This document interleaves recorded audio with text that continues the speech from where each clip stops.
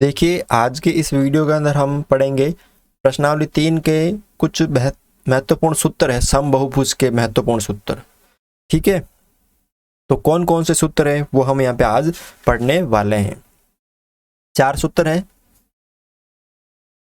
तो देखो यहाँ पे नाम से आपको पता होना चाहिए किसके सूत्र पढ़ रहे हैं हम। सम बहुभुज। अब समबहुभुज क्या होता है मैंने आपको पिछले वीडियो में बताया था, एक बार वापस बता देता हूं। ऐसा बहुभुज जिसके सभी कोण तथा सभी भुजा क्या होती है, समान होती है, तो वो समबहुभुज कहलाता है। तो समबहुभुज के सूत्र, ठीक है। मान लीजिए एक यहाँ पे समबहुभुज ले लेते हैं, जैसे समबाहु त्रिभुज। क्या ले लेते हैं हम यहाँ पे, एक समबाहु त्रिभुज ले लेते हैं। ये समबाहु त्रिभुज है। अब इसके अंत्यकोण यानी अंदर वाले कोण, अंत्यकोण का मतलब क्या होता है, अंदर वाले कोण, अंदर अंदर वाले कोण। और बाह्य कोण का मतलब क्या होगा, बाहर वाले कोण। बाह्य कोण का मतलब बाहर वाले कोण, ठीक है। ये आपको याद रखना है, अंदर वाले कोण को अतः कोण, बाहर वाले कोण को बाह्य कोण। ठीक है, सबसे पहले पढ़ रहे हैं अंदर वाले कोण, अतः कोण। तो कोई भी अगर समबहुभुज हो, चाहे त्रिभुज हो या चतुर्भुज हो, कुछ भी हो, समबहुभुज होना चाहिए, यानी जिसकी सभी भुजा और सभी कोण क्या होना चाहिए, समान होना चाहिए। तो पहला सूत्र है कि समबहुभुज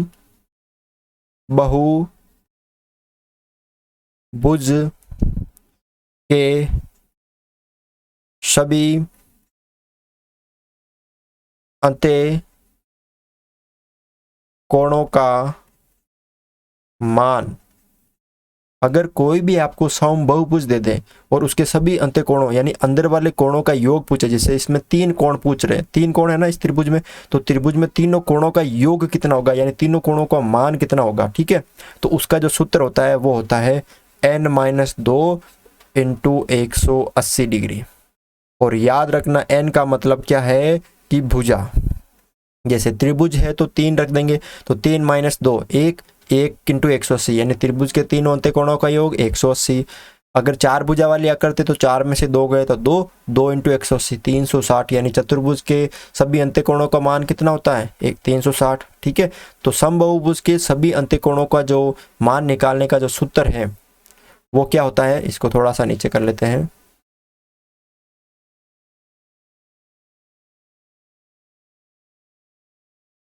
ठीक है,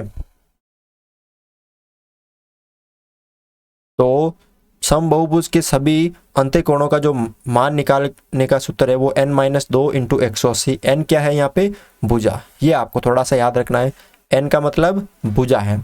अब एक और सूत्र बन रहा है 2 नंबर सूत्र कि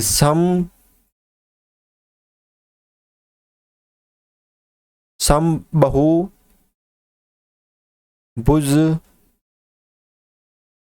के, या इसमें आप लिख सकते हो समबहुभुज का के प्रत्येक अंत्य कोण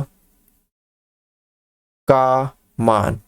अब कोई भी अगर आपको समबहुभुज दे दे और पूछे कि उसके प्रत्येक एक कोण का मान क्या होगा, क्योंकि समबहुभुज में सभी कोण बराबर होते हैं, तो चाहे पूरे का निकाल के उसमें क्या भाग दे दो, भुजा का भाग दे दो ना, जितनी भुजा होती है उतने ही तो कोण होंगे ना।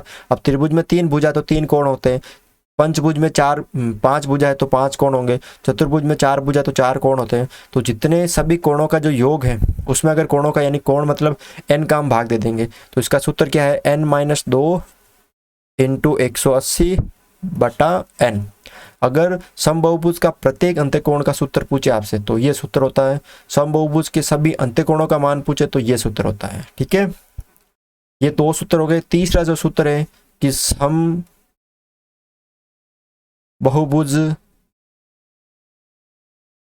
के सभी बाह्य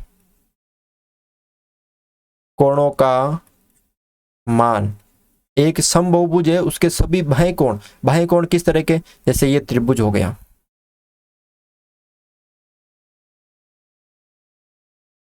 ये इस तरह का, तो ये वाला बाह्य कोण कोण 1, ये वाला बाह्य कोण कोण 2 और ये वाला बाह्य कोण कोण 3, इन सभी का जो योग होता है ना, इन सभी का योग ध्यान रखना आपको कि वो होता है 360 डिग्री। कोई भी बहुभुज ले लो, चाहे आप चतुर्भुज ले लो, पंचभुज ले लो, षष्ठभुज ले लो, सम षष्ठभुज, सम सप्तभुज, सम अष्टभुज, उन सभी में बाह्य कोणों का जो मान होता है वो कितना होता है, 360 डिग्री ही होता है। चौथा जो सूत्र है कि सम बहुभुज के प्रत्येक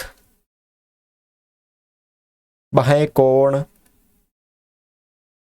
का मान, कोई भी सम बहुभुज है उसके प्रत्येक बाह्य कोण का मान कितना होगा, तो उसमें क्या करो आप, जितने भी सभी कोण का मान है उसमें क्या कर दो, n का भाग लगा दो। n का मतलब क्या होता है, मैंने आपको बताया था भुजा, क्या होता है n का मतलब, भुजा होता है। तो 4 सूत्र है, वापस देख लो यहाँ पे कि समबाहुभुज के सभी अंत्यकोणों का n-2 इंटू 180, समबाहुभुज के प्रत्येक अंत्यकोण का n-2 इंटू 180 बटा n। तो 2 तो सूत्र हो गए n इसके अंत्यकोण का और 2 ही सूत्र हो गए बाह्य कोण का। ठीक है, तो ये 4 सूत्र याद होने चाहिए आपको। ठीक है, तो आज के वीडियो में बस यही था।